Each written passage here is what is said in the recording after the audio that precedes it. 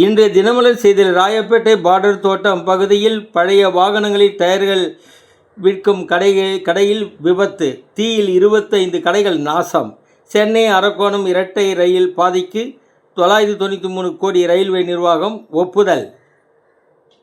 மேலும் தாம்பரம், செங்கல்பட்டு, கும்மிடிப்பூண்டி, அத்திப்பட்டு, அம்பத்தூர், வில்லிவாக்கம் தடங்களில் 1270 கோடி ரூபாய்க்கு பணிகள் தொடங்கப்பட்டுள்ளன.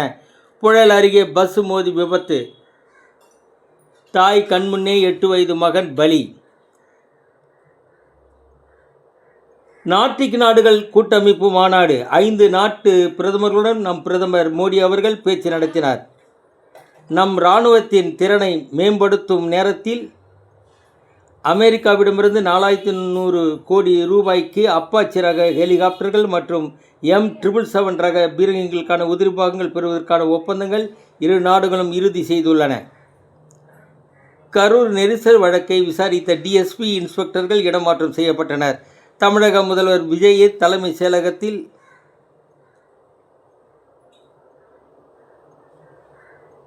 சந்திப்பு நடந்த வீடியோ தமிழ்நாடு மாற்றுத்திறனாளிகள் சங்கங்களின் கூட்டமைப்பு தலைவர் சிம்மசந்திரன் எடுத்து சமூக வலைதளங்களில் வெளியிட்டுள்ளார். அதிகாரிகள் அதிர்ச்சி அடைந்துள்ளனர். வணக்கம்.